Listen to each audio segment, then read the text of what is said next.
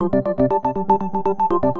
the past few days, anti-government protests in Ukraine have hit a fever pitch. Now the European Union is stepping in, and the U.S. looks like it won't be far behind. It's absolutely clear that this violence is completely unacceptable and should stop immediately. We decided as a matter of urgency we needed to look at targeted sanctions. What began as peaceful anti-government protests in November have escalated into a string of violent conflicts between police and demonstrators.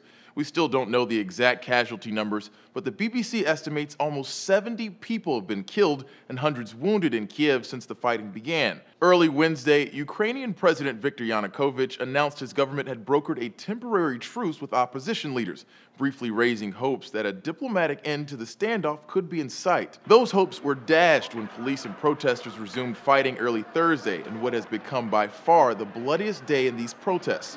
Both the police and protesters have started using live rounds, and at least 21 people were killed after police snipers entered the fray. The EU responded to Thursday's violence by leveling sanctions against Ukraine, freezing some of the country's trade assets and banning travel visas of those responsible for human rights violations, violence, and use of excessive force. And while the U.S. has yet to act, similar sanctions are expected soon.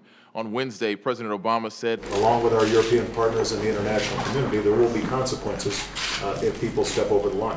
The sanctions attracted immediate criticism from Russia's Foreign Minister Sergei Lavrov, who accused Europe of willfully overlooking violence committed by the demonstrators. Everyone in Europe and the US put all the blame on the government of Ukraine, and they do not condemn, as they should, the actions of the extremists. We are very troubled by all that, because the double standards are obvious. And CNN's Fareed Zakaria points out if the U.S. sanctions Ukraine's already struggling economy, the danger is it will only push the Ukrainians closer to Russia. Poland's prime minister told the New York Times Thursday there were some signs that President Yanukovych would concede to protesters' calls for an early election, but publicly, both the government and the opposition have been skeptical of reaching a deal anytime soon. For Newsy, I'm Christian Bryant, multiple sources, a broader view.